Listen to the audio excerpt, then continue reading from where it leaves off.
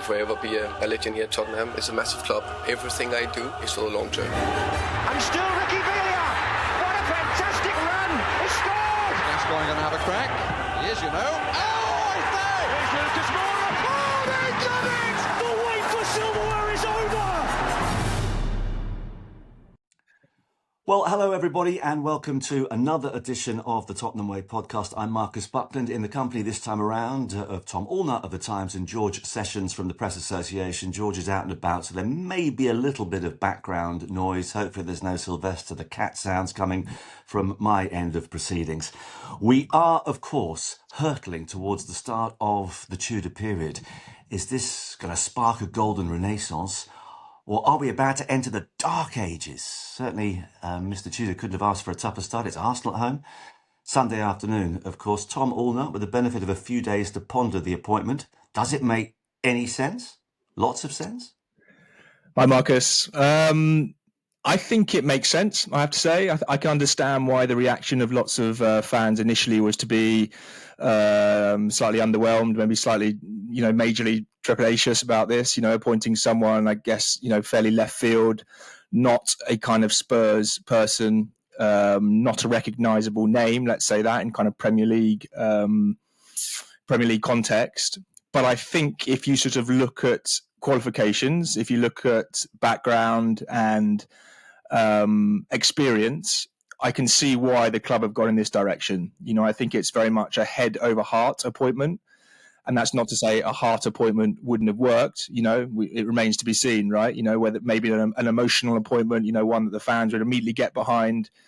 That was one way to go about this. And I think the other way was to sort of look at the available managers, look at experience, look at their skill set, what they've done before, and then to kind of disregard the idea that you need someone who's connected to Tottenham and you just appoint, the best available person for the job. And in that regard, I can see why Tudor ticks a lot of boxes. He has a lot of experience in terms of his coaching career. He's coached in a lot of countries, a lot of different clubs. I think it's 6 countries in, I'm off the top of my head now, I think it's 6 countries in 13 years or something, and it's 12 jobs in 13 years. Now, of course, that doesn't necessarily mean he's had many long-term jobs. I think he had only done one job for more than a year. But that's not the job that he's being asked to do here. He's not being asked to come in and be a long-term project builder. He's being asked to come in and be an impact man. And actually, if you look at Tudor's record, he has made an impact. At a lot of the clubs he's been at, he's done very well in the first, 10, 20 games. We've seen, for example, at Juve very recently, last season, he went in March, very similar period, and did well enough to be offered the job, in the summer. So I can see why they've gone for it. It's not without risk. And I think it's very much worth saying that, to be honest, any appointment that Tottenham went for at this point was not without risk. We've been banging on for the last 3 or 4 months saying that part of the reason for not sacking Frank was that there was no obvious, no-brainer appointment. If we were sitting here today talking about Jurgen Klinsmann, or we were sitting here today talking about Ledley King or Robbie Keane, whoever it was, there would be other managers who might have, got the pulse raising a little bit more and they would have looked good in the press release. Whether they would have looked great on the pitch is another matter. All of those managers would also have been a very high risk appointment. Of course, it's risky, but I think it sort of makes sense, I have to say, yeah. In Italy, they call this type of manager, Mr. Igor Tudor, the ferryman. He gets you to your destination and doesn't do much beyond that. So, Tom, you're saying it's a head over heart. I mean, the danger, George, is that we could be headless with a man who's got no Premier League experience and therefore be heartbroken in a couple of months' time. Are you happy with what they've done? You know what? I think when Thomas Frank got sacked, I'd be lying if I said Igor Tudor was top of my list to come in and I thought that he was the guy for Tottenham. But since his name first emerged and I've read a lot about him, listened to a lot of people speaking about him, spoke to a couple of colleagues as well. I'm pretty comfortable with him coming in. I get that fans and, there's a lot of pundits and ex-players out there talking about, who is this guy? He's never managed in the Premier League. I think we can be a bit narrow-minded with things like that. I mean, Tom was talking in the last podcast about the flawed genius of De Zerbi. You know, he had no experience in the Premier League, came in and was a revelation. Look at some of the best managers in the Premier League now. Andoni Iraola, no Premier League experience. You know, Oliver Glasner has done a great job at Palace, no experience. I think he's, Tudor's experienced enough in other roles and in other countries to know, the essence of what the job requires. And you just got to look at his last two positions. He is ready-made to come in, maybe not February time, at March time, and make a big difference and sort of achieve the target. Did a very good job at Lazio, did a very good initial job at Juventus, so much so that he stayed on. And I have to say, and I don't like saying this, but I actually think that he'll walk into that dressing room and kind of immediately demand more respect than Thomas Frank. Because as much as Thomas Frank was obviously very well known in the Premier League, black and white, he's managed Brentford and he's managed Brøndby. You've now got a guy that's managed Marseille, that's managed Lazio, that's managed Galatasaray, that's managed Juventus, big European clubs. It's not always gone well, but he knows what it is like to be in a big European club. And I think the players will look at him, and I do think he'll immediately have that kind of level of aura. And I guess that, the sort of personality to take people with him that I don't think Thomas Frank ever was able to quite do with his squad. I found it quite interesting in terms of what Tim Sherwood had to say the other day. He essentially was making the point that for Igor Tudor, it's a no-win situation. If he does okay, Tottenham finish 12th or whatever, well, that's really what they should be doing, and he won't last any longer. And of course, if it goes the other way, and he has his fingerprints all over a relegation, well, that's something you probably never really recover from. And I'm just intrigued, Tom, maybe you'll know more about this, but, what makes him a good manager in the short term? Certainly that's what his record suggests, but for whatever reason, he can't continue along that line. And perhaps even more importantly, what are his priorities? What's he written on his to-do list? The first 5 things he's got to do when he gets into that dressing room, or at least gets down to the training ground this week.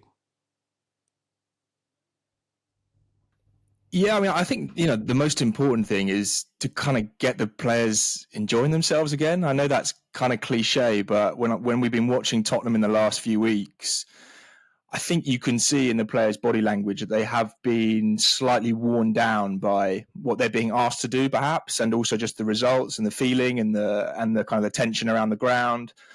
I think, the most important thing really is to kind of get the players feeling confident and to feeling kind of liberated again, and feeling like they can play sort of more energetic front foot football that against these sides, that Spurs are playing at home, and we listed them the other day, and they are very winnable fixtures at home. If Tottenham are being normal Tottenham, they should win these games. Forest, Palace, Everton, Leeds, of course, Arsenal. I think I'm missing out one other one. Then they got Wolves away. They got 6 or 7 games that are very Crystal winnable. Palace was the other one. Crystal Palace, who are obviously in very shaky form at the moment. So I think Tudor's job is essentially to kind of unite the dressing room, and I think to play a certain style of football that I think gets the fans going. And to be honest, and maybe this is not talked about enough, gets the players going, because we talk a lot about the kind of adrenaline football, getting the supporters behind the team. But I also think get the players behind the kind of the manager and behind what they're doing, and Tudor is, he's quite clearly, that he has his flaws, but otherwise, he wouldn't be taking a kind of a caretaker job in the Premier League. But he is a strong personality, I mean, he was the guy basically who ended Wesley Sneijder's career at Galatasaray, for example, who was the big player in that team. He was about 31, 32 years old. So coming towards the end of his career, but was very much kind of, wasn't 37. And he basically said, no, you're done, mate. You're finished. And I think he has that kind of personality where he thinks, whether he is or not, he thinks he's a big time Charlie. He thinks he's a big player, and therefore it doesn't really matter whether he is or not. I think in this kind of scenario, you want someone who has that kind of self-belief. He's going to go into that dressing room. He's going to go into Spurs and think this is a job that he can handle, and I think, to be fair, let's take off our Premier League hats here. Marseille is a huge club, and Marseille has, fans that are as demanding as any club in Europe. Juventus are a big club, to be honest, they're a bigger club than Spurs, to be honest. Galatasaray is a big club with extremely demanding fans. So we can talk about his CV, and it is mixed. But I think in terms of handling that kind of pressure from the fans, I think actually he's pretty qualified. And actually, like when I was, writing my piece the other day, I sort of, went into the kind of the weeds of all his managers and of all his jobs. And if you'll forgive me, I just sort of read you out his record basically in the first 10 games of all his jobs. So Juventus, 1-6, drew 3, lost 1. Lazio, 1-6, drew 2, lost 2. Marseille, 1-6, drew 2, lost 2. Verona, 1-5, drew 4, lost 1. Hajduk Split, 1-5, drew 4, lost 1. Udinese, 1-4, drew 3, lost 3. The other Udinese, he wasn't there long enough to have 10 games. Galatasaray, 1-4, drew 5, lost 1. Karabükspor, 1-4, drew 0, lost 6. PAOK, 1-4, drew 4, lost 2. And his first stint at Hajduk Split was 1-4, drew 3, lost 3. So the summary there: has never won more than 6 games in his first 10, has never lost more than 4. He's always won between 4 and 6 of his first 10 matches. If Spurs win 4, 5 or 6 of their, remaining 12 matches, they will stay in the division. If you add 12 points to 29, what Spurs are on, 41, should be enough. So like if you look at the kind of the analysis of it, there's a pretty deep record there. It's 12 teams. In those first 10 games, all 12 of those clubs, he's done pretty well. Not spectacular, but he's done enough. And if he can repeat that at Tottenham, then Spurs will be safe. Those are interesting stats. They've definitely given me a little bit of encouragement. But, George, he is going into a side so bereft of confidence. I mean, that performance against Newcastle the other day was horrendous. So, I mean, he's got to shake everything up, change the style of play, get these players back on side. I know that he's worked with Randall Kolo Muani before and got some goals out of him as well, which is another positive. But this is perhaps the biggest challenge he's faced so far, isn't it? I guess it is. We feel like it is because it's Tottenham, but then going into Juventus and potentially them not being in Europe is a crisis, isn't it, for a club like Juventus? But I think there is something that I think he's going to do. So in the latter days of Thomas Frank, Spurs were trying lots of different things, and Frank stumbled upon the kind of 3-4-2-1 formation. And it had its successes. Very good against Dortmund, very good against Frankfurt. It obviously didn't work for the first half against Man City, but that formation, that system is seemingly what Igor Tudor has used pretty much. I think his last 3 or 4 jobs. I think it was Hellas Verona. He sort of landed on that formation and has essentially used that ever since. And I guess I remember watching that Man City game, thinking in the first half, the players don't know when to press. They don't feel quite comfortable in this system. They've clearly not done enough work in this system, which Frank has just sort of plucked. Is not his absolute go-to, and that kind of lack of confidence and belief, which is so evident to see. And I think he'll go in, he'll know exactly what system he wants to play, which will help the players because it will give them clear direction, which I think has been lacking. And actually, he has worked with quite a lot of the squad. In his spell as Juventus assistant, he had Bentancur and Kulusevski, who obviously are injured. But he also had Radu Dragusin there. It was sort of Radu Dragusin's kind of breakthrough season. He made a handful of appearances, but he would have worked with Dragusin for that whole year. And Dragusin was a young centre-back at the time. I'm sure they would have had a decent rapport. And look, whatever you think of Dragusin, he's a big player right now because Spurs have not got many centre-backs. So he's going to be starting these next 2-3, maybe the rest of the season. And Christian Romero, there was a 2-week, 3-week crossover where he was signed by Juventus, I think it was, sort of end of August, and then sent to Atalanta kind of early September. So he's had 2 or 3 weeks with Romero. Hopefully that's long enough for him to make sure Romero's Instagram account is deleted for the foreseeable future. But no, I think honestly, I'm semi-positive about this. I think Igor Tudor is a perfectly decent coach, but I think it was more just Tottenham needed the bounce, didn't they? They need the bounce of a new manager, of Frank not being there. And Arsenal, we're going to come on to, is obviously a really difficult game. But the fixtures afterwards, that there is winnable games. And you'd like to hope that this group of players, the handbrake will be off a little bit. They're going to be asked to work hard. That's one of his big, his sort of, real templates is work hard. and he obviously wants the wing backs to kind of provide the width. And looking at what he did at Juventus, I think it was Weston McKennie was playing as the right wing back. So Archie Gray, if Pedro Porro's not back, could still be used as a right wing back. And I think at the minute, João Paulinho is probably going to be required as the third centre back. So I think Tudor's kind of clarity and thought of what he wants and what he's going to be asking the squad is going to be helpful for them, I believe. Yeah, we will ask, or rather talk more about the Arsenal game in a moment, and also pose the question, does this appointment of Igor Tudor ultimately open the door for Mauricio Pochettino in the summer? I actually just want to ask about Romero, though, Tom, and one of the things we were discussing just before Thomas Frank got sacked was what the manager might do about the captaincy situation, because obviously Romero was going rogue off the pitch and then got himself sent off on it. Do you think that Igor Tudor might be persuaded to make a change in terms of the captaincy, particularly bearing in mind, of course, that Romero is still suspended for his first couple of games? Yeah, it's a big question. And, we are going to see Igor Tudor first time on Friday. We presume, for the press conference. Could be Thursday, but I think Friday. And I suspect that'll be very high up on the agenda of things to ask him. I think it's a possible juncture, isn't it, to make a change? I think we talked about how hard it was for Frank to do it. But I think, as well, given Romero is banned, right? So he can't play for how many more games? He's done 1 of 4, is that right? So I think, has he got 3 more? Oh, yeah, he's got 3 more, yeah. So he's got 3 more anyway. So in a way, Tudor can sort of smooth this through, can't he? By almost appointing a captain, for the next, 3 games. And then if it goes well, then you say, well, it went well and I'm just going to keep sticking with it.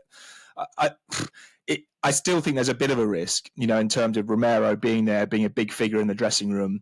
I wonder if he'll want to kind of start that fire, right? It's the kind of thing as a caretaker manager. I think someone coming in new and fresh in the summer is the kind of decision that you can make, and you sort of want to stamp your authority on the squad. The balance that Tudor has to really strike with this decision and just generally is, how much does he change? How much does he kind of want to sort of go in and shake everything up, because that would be a big decision. That would be a big shake up. And you could say for the positive, maybe he'd say, okay, this is my team now, and I think Van der Ven should be captain. I think Vicario should be captain, Italian speaker, big personality, fine. Maybe he goes with that and he says, actually, this is the way I want to stamp my authority on the squad. But I don't think it's without risk. Because although he has that kind of 2 or 3 game bridge where he could do it, and then maybe in a month, if those games go well and you've got Vicario as captain, for example, you sort of say, well, it's gone well and we keep going, and Romero is a fantastic player, but I'm sticking with this. Or you do the kind of Capello thing, do you remember? And you kind of say, oh, the captain's not really important to me. They're all captains. This is a very English thing. You're all bothered about the captain. I'll probably rotate the armband a bit around. And you kind of just sort of try and brush over it a bit in that way, and maybe that's a possibility as well. Essentially, I think there is an opportunity if he wants to kind of make a change, but I suspect he might not. That's an interesting one. And George, just going back to what Tim Sherwood was saying about, really, he feels it's a no-win situation for Igor Tudor. If he finishes 12th, okay, well, that's kind of what he's meant to do, and then he's going to be on his way. And I think most of us expect that Mauricio Pochettino is going to take over. And particularly bearing in mind the fact that we know he's a good impact manager, but if he stays at a club for long, it tends not to work. Is there any way that he can perform sufficient miracles to be considered as the next permanent Spurs manager, do you think? I'd be incredibly surprised if he's on the touchline for hopefully a Premier League game come, August 22nd, I think, is the opening weekend. But look, I think there is something for him to gain, because he's not well known in the English game. But in the summer, there's going to be a lot of English clubs that are looking for managers. Crystal Palace are a case in point. I think it was at Lazio that Igor Tudor came in, did very well, got them into Europe, and by all accounts, Lazio wanted him to stay, and he left because he wasn't happy with the transfer dealings. And Kamada was at Lazio then and is now at Crystal Palace. There's just one link. Bournemouth, it feels like they're going to have a vacancy. I think everyone knows, and Andy Riola's going to let his contract run down and leave in the summer, and he'll be hot property. Tottenham will definitely be interested in him. So Bournemouth is there. Potentially Marco Silva is also out of contract. So there is London Premier League clubs that he can attract. And when you think that in Italy, he's been at Juventus, he's been at Lazio, he's been at Marseille in France, where else is there for him to go in those two countries? Again, maybe he could go to Spain, but I think he probably sees this as a real opportunity to go to the Premier League, make a name for himself, and look, if he beats Arsenal and he keeps Tottenham up, his name will be sung for years. He'll be he'll be the definition of a cult hero. But I think if Tottenham are clever, and I'd like to think there's a lot of clever people at the club, they'll look at what happened at Juventus and they'll look at what happened elsewhere and say, okay, this is a guy for the short term, but after that, he's done his job. Let's move on and get the best candidate. And yeah, I think we all probably think that's going to be Mauricio Pochettino. And this interim, manager lends itself into it being potentially Poch, because, Tom made a great, argument for why De Zerbi, would be a brilliant manager to bring in now. I'm sure it sounds like he wants a break now, but if Tottenham come in and offer him silly money, I'm sure he would have accepted it. So the club are sort of playing the long game. And it does make you think that Pochettino will surely be high on that wish list come the summer. I mean, Tom, that was my immediate reaction when I heard the appointment of Igor Tudor. I'm thinking, right, that's Mopo guaranteed. I suppose the only caveat, if Spurs were to get relegated, and we did touch upon this before, would Pochettino be prepared to go from being a World Cup manager with the United States to being a Championship manager with Spurs? So, well, first of all, do you think he would be? But secondly, assuming we don't get relegated, is he now the red-hot favourite to come back in the summer? I think Pochettino's probably one of the only kind of top-level coaches who would take the job if they were in the Championship. Let's say that. I'm not saying he 100% would, but I would put more money on him doing it, for example, than De Zerbi. I'm not sure I see De Zerbi going away to, I don't know, Millwall or whatever it is, So I wouldn't rule that out, but let's be positive and say, which is what I think, which is that Tottenham aren't going to get relegated. I guess it sort of leaves a window into the club's thinking, right? Which is sort of what we said in the podcast the other day, which is that the options are good, in the summer. I think they're good anyway. I think there are 3 or 4 really good options that you could go with, and they're not necessarily available now. So, if you can hold your nerve, and think that relegation can be survived, without a permanent appointment immediately, then it's worth waiting. I don't know if it 100% suggests Poch, because, equally they might, let's just, throw the scenario out there and say they're really keen on De Zerbi. Let's just say that, and De Zerbi basically said, you know what, actually, I don't want it now. I need a break. Marseille was exhausting. I want to take 3 months off and give me another call in the summer. Then that scenario runs through as well, right? Then they say, okay, we really want De Zerbi. We're really interested in him. So it doesn't necessarily mean it is 100% Pochettino. Of course, it kind of keeps Pochettino in the frame.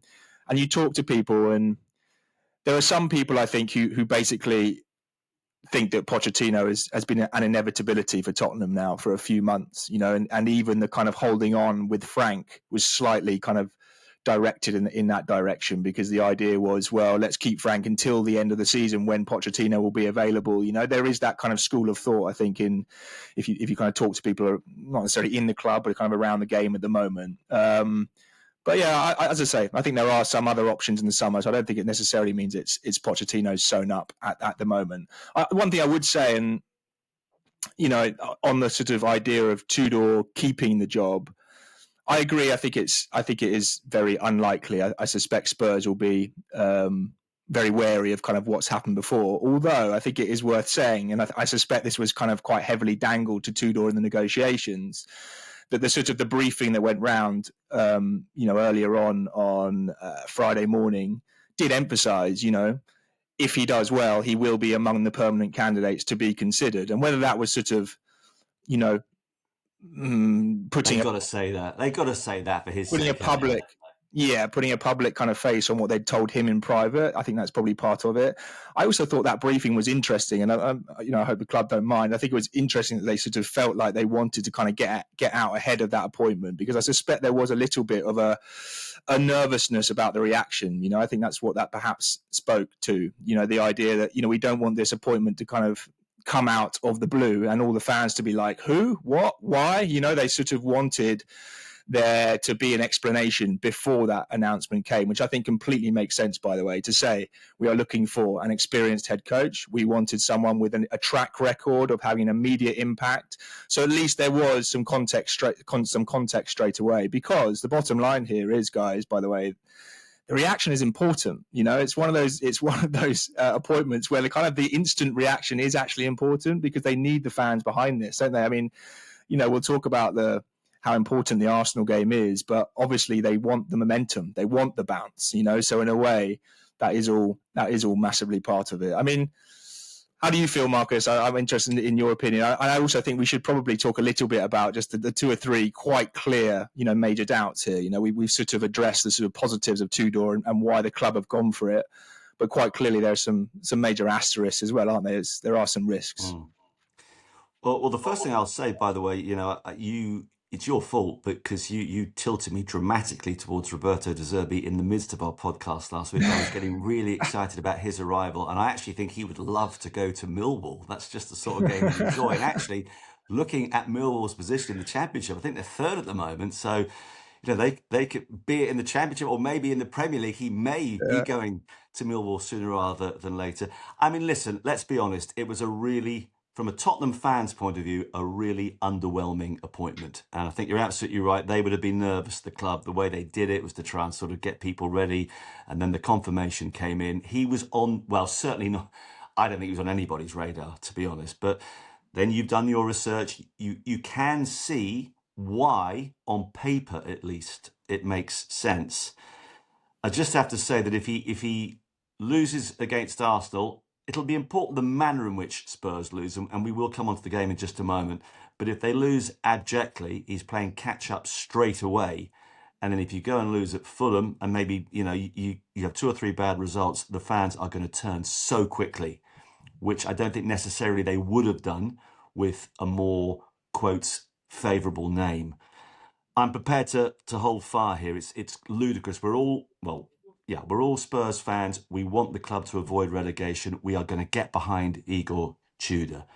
But, I mean, I think they have just potentially opened an even greater chasm for themselves. And I just wondered, George, I mean, Thomas said he doesn't think Spurs will go down. I've been speaking to a whole host of people over the course of the weekend, and I think I'd say the vast majority don't think they'll be relegated. But that's, I think, primarily because they feel there are actually 3 worse teams than Spurs, not because Spurs themselves are necessarily going to do what they would have to do to get out of trouble by themselves.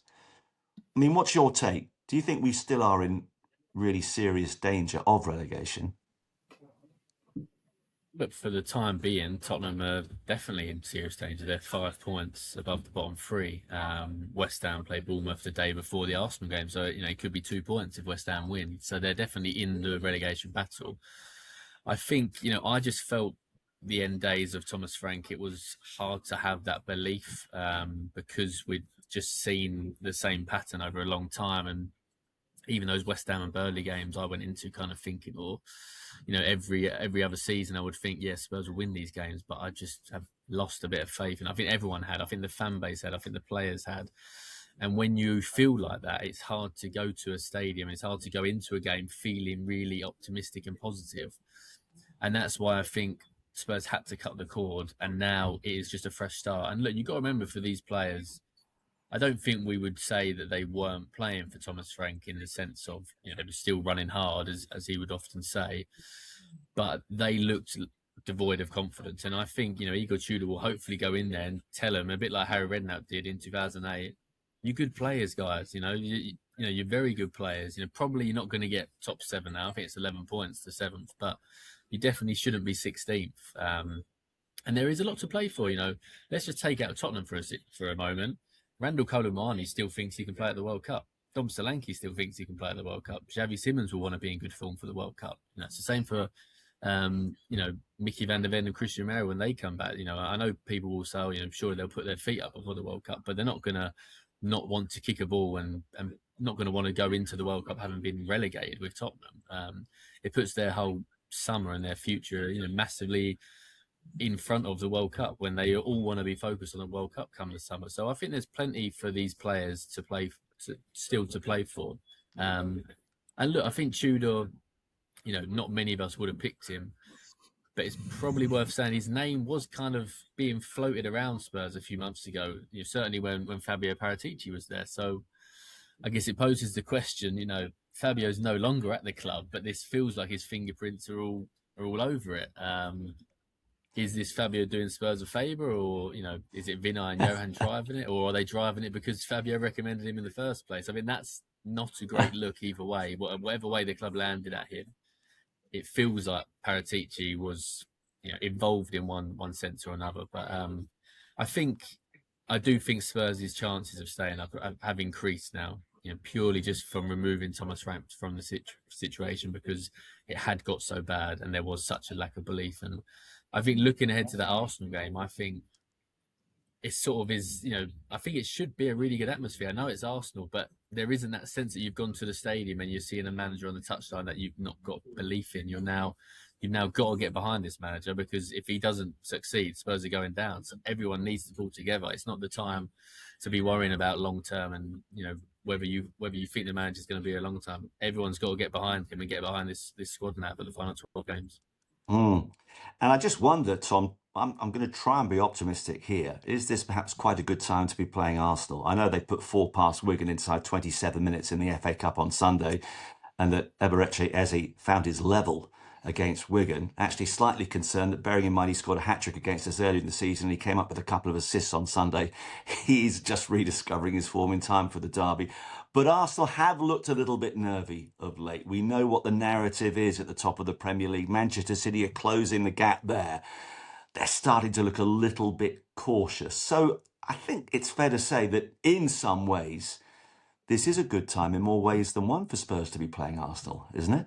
Although I think we've said that before. Did we say it before the reverse fixture? Well, they've had injury because in previous times matches, Arsenal have had all sorts of key injury issues, etc., and it hasn't worked. Maybe this time it will be different.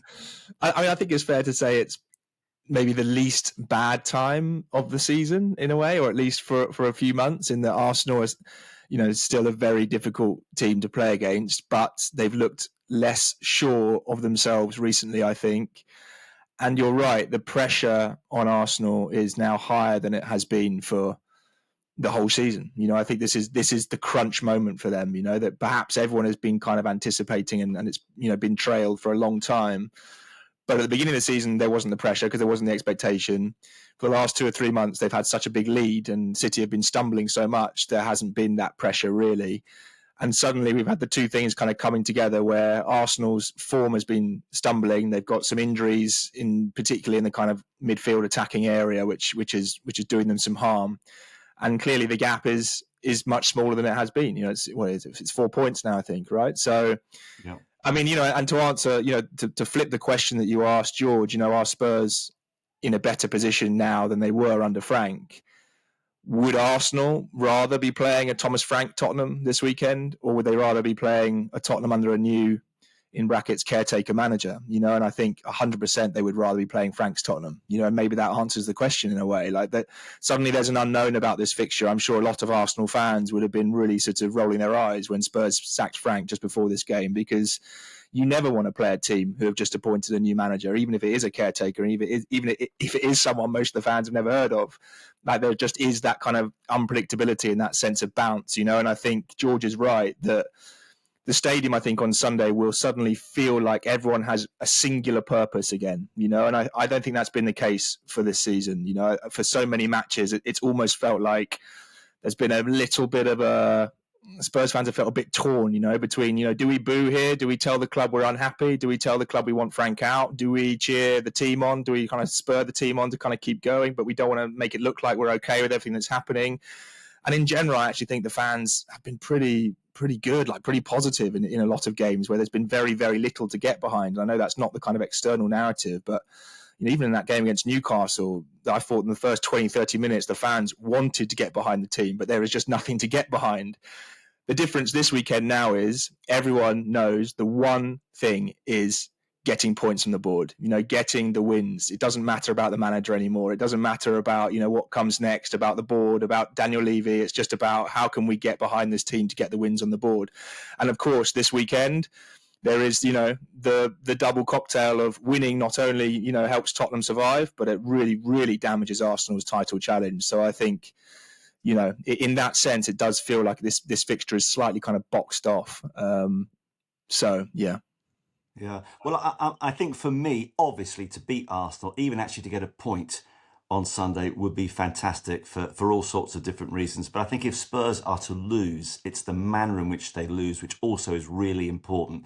If they go down fighting 3-2, whatever it is, I think everybody will be disappointed, but will accept that. George, I was interested to hear Harry Redknapp, who, a few of us were suggesting could come in at the age of 78, 79 and do an amazing firefighting job. And his advice to the new manager was to really turn to some of the youngsters. And he mentioned Lucas Bergvall and Archie Gray. And I'm not quite sure where we are with Bergvall's injury situation. In fact, there are so many players that I guess we're going to have to wait until much nearer to kickoff to know whether they might be able to play a role. But I like the sound of that.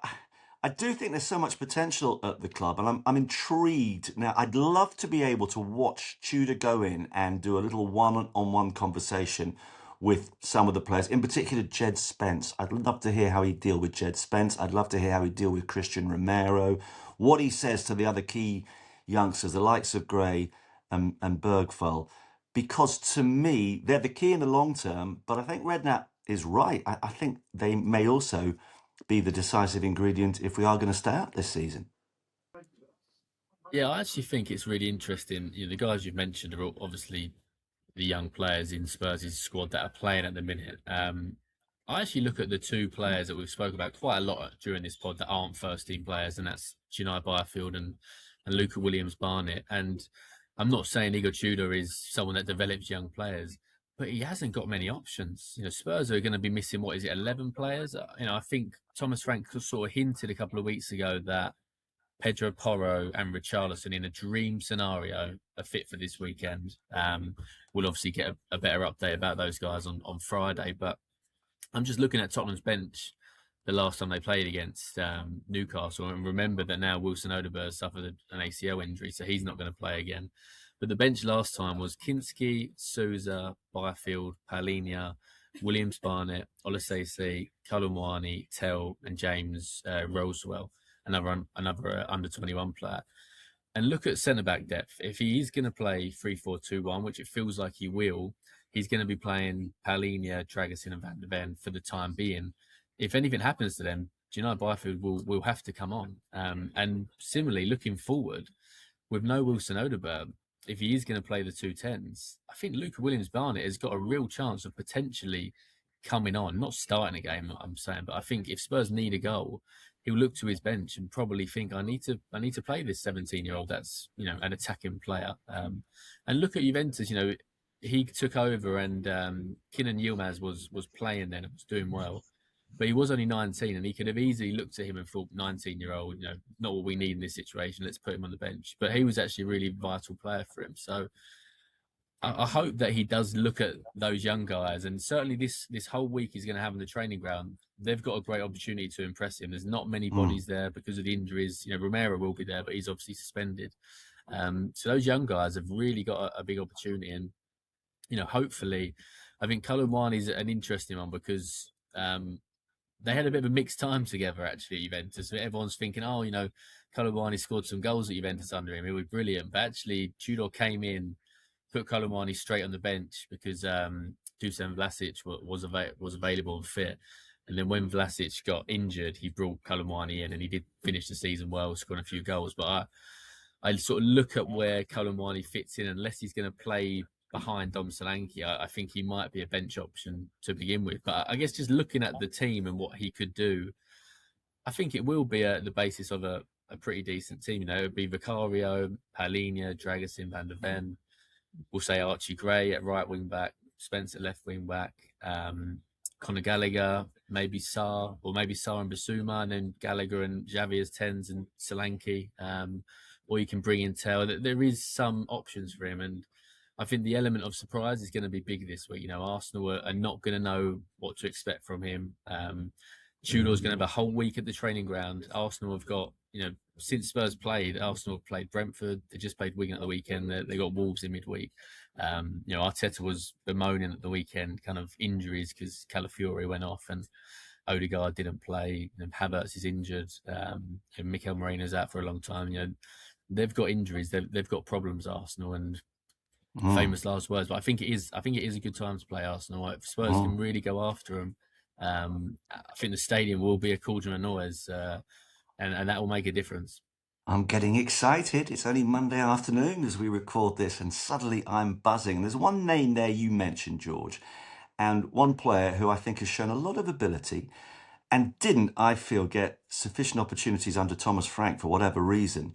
And I'm wondering if Matthias Tell will be given a chance, Tom A, to go and show what in glimpses he has shown this season. And I wonder, there seemed to be something about him that Thomas Frank didn't like. Personally, I can't see what it was.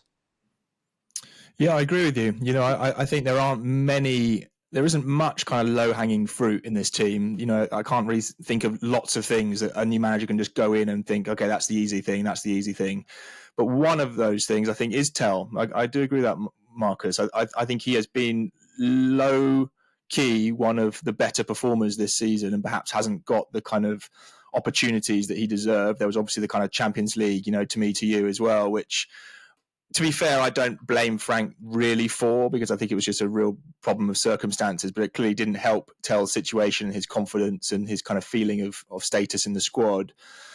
I guess the question is, you know, we've seen Tudor in his career play sort of 3-4-1-2 or 3-4-2-1, which is, you know, there's not much difference, but in a 2-1, I'm not sure, you know, Tell feels more to me like either a kind of wide forward or obviously wants to play down the middle. So if he's going to play two up front, that's an interesting, you know, an option of playing Tell and Solanke together. You know, could he do that? Is that the kind of surprise combination that we haven't seen so much of? If it's going to be a 2-1, then you think, well, maybe that doesn't kind of fit him quite so well. You know, it's more of a sort of Xavi Simon's kind of role. So I'm interested to see, but I agree, you know, that there is that kind of possibility there.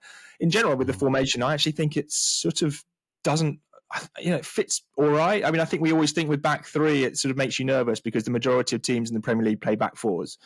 And obviously there's been the whole Ruben Amorim thing, you know, so back three sort of makes people wince a bit at the moment. But, you know, Spurs have played it under Frank, I think 5 times this season. I looked it up, and obviously we were saying, I think a few weeks ago, it looks like Frank's kind of landed suddenly on a system that's sort of working quite well. I think this was almost about as close as Frank got to a sort of a team that worked at Tottenham, that he kind of believed in, was when he was playing that sort of 3-4-3, 3-4-2-1, you know, kind of formation. So the players, it's not going to be completely new to them. You know, they've done it before. Historically, in the last few years, you know, you're going back a bit further now, Conte and everything, they have done this system before. So I think Spurs are okay in that area.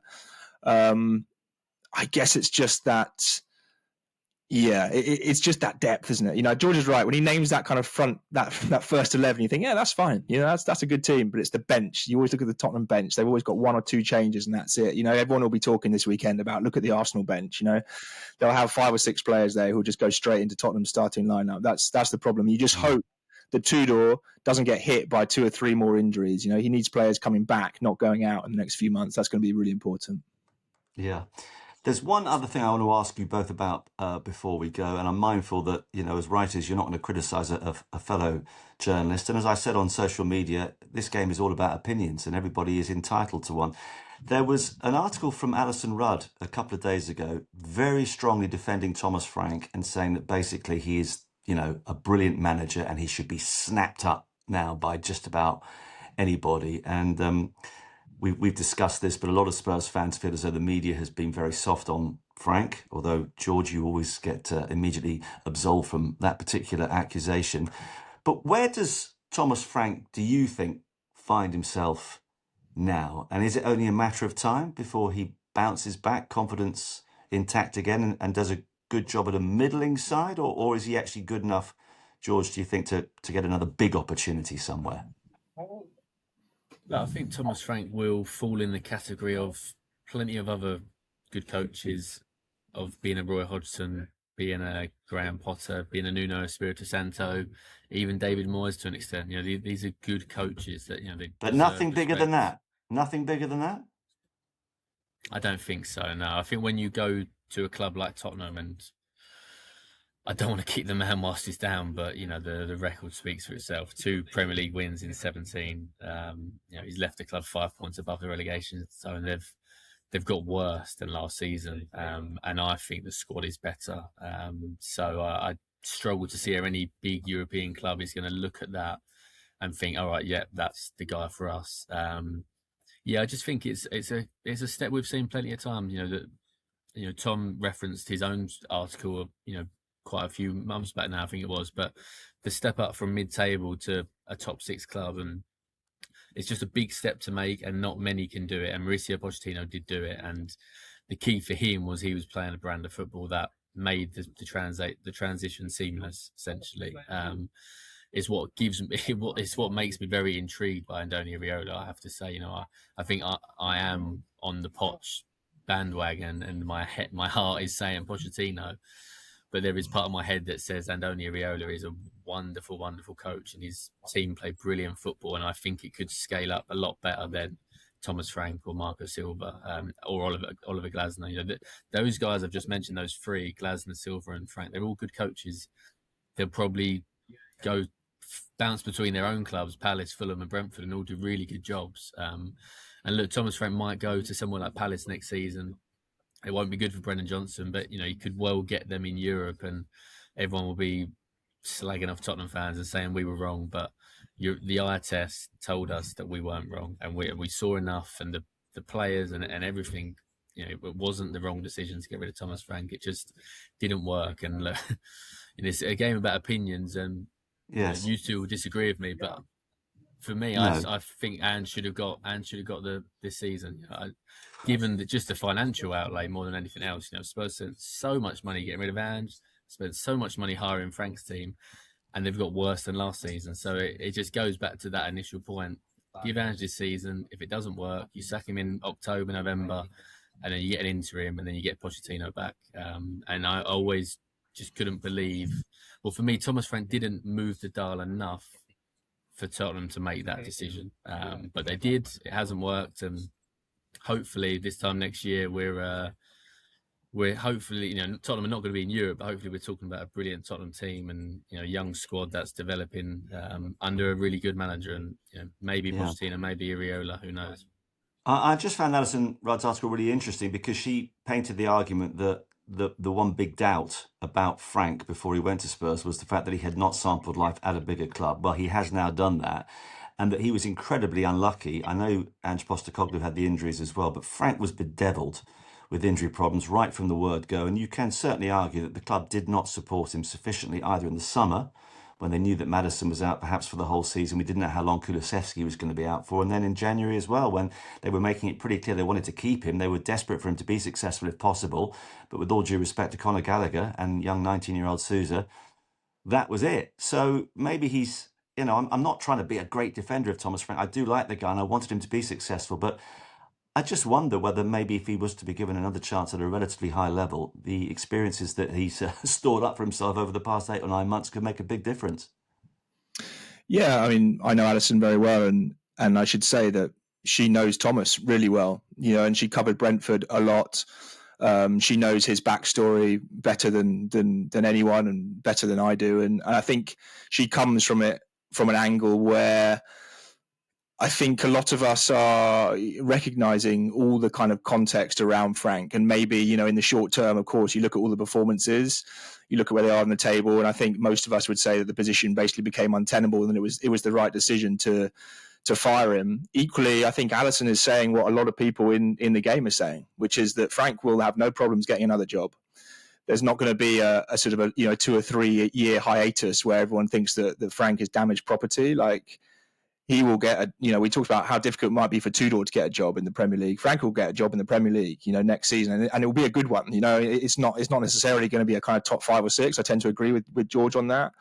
But if Brighton sack Hertzler, if Palace, if Bournemouth, all these kind of very good progressive teams who are kind of pitching to get into the top 8, Frank will be right there at the front of the queue, and that is because there is a wider recognition, and I think we've stated this on this podcast many times, of the context, of all the mitigating factors that Frank was facing. The upheaval, the injuries, the off-pitch kind of ins and outs, the history in terms of defeats at home not being something that was limited to Frank. That was thanks to something that started under Ange, and it's interesting. When Ange says these things, in a podcast and slams the board, everyone says, "Yeah, brilliant," claps their hands, says that's a brilliant point. If someone else makes that point to defend Thomas Frank, then people say, "Well, it's completely it's bias and it's a media agenda."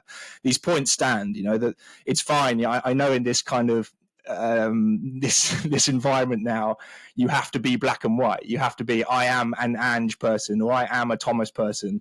And if you're not, if you're not something in between where you sort of say, yes, he did a job that wasn't quite good enough, but there is also lots of context, and people, don't accept that, and I like to think on this podcast that we try to kind of give lots of context, that we take opinions, but equally we tend to kind of give the whole picture, and people can go to other podcasts. They are very welcome to read other people's opinions on Twitter that come with lots of exclamation marks and capital letters. There is plenty of that out there. If people want to go and get those opinions that are very black and white, they can have them. But on this podcast, I think we try and give the context, and I think that's always been the way we've done it. And I think those opinions are valid as well. Yeah, absolutely. And I think on this particular podcast, we should dabble with a prediction for the North London derby on Sunday. I have been so energised by what the two of you have had to say about Arsenal's injury problems, the fact that Tudor is going to come in, he's going to inspire everybody straight away, he's going to rustle up a formation that's going to take old Lego Head by surprise. Tom, you're waving at me frantically. For those watching on YouTube, is he panicking about the idea of a prediction on a Monday afternoon? No, I have to go. So I'm asking if I can make the prediction first and then wave bye-bye, and I'll leave the rest for George.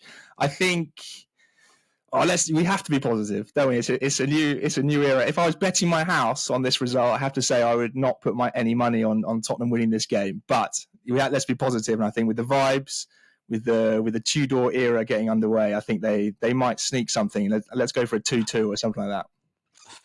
Every time Tom thinks we're going to do well, we lose. But I admire your passion. Thank you, Tom. Go and deal with whatever you've got to. George, I mean, you're right. The atmosphere is going to be fantastic. There's going to be that sense of expectation and anticipation.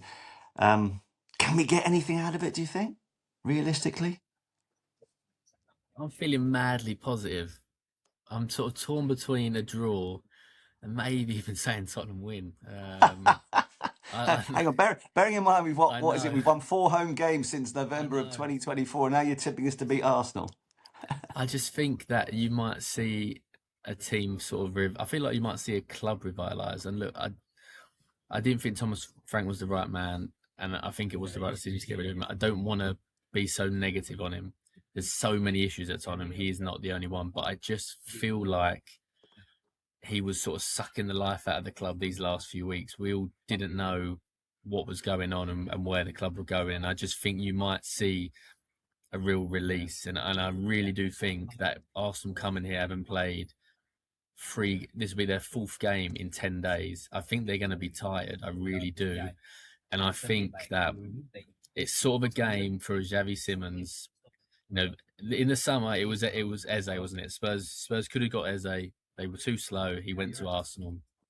I did say at the time, Xavi Simons may prove to be a better long-term signing. I think he's maybe had the better season, but I do wonder if Xavi Simons could really, really announce himself on Sunday. And I'll say he's going to score the winner. Spurs are going to win 2-1. Igor's at the wheel. I'm going to go for it. Why not? Remind me on Sunday night when we lost 3-0, but I'm feeling positive this week.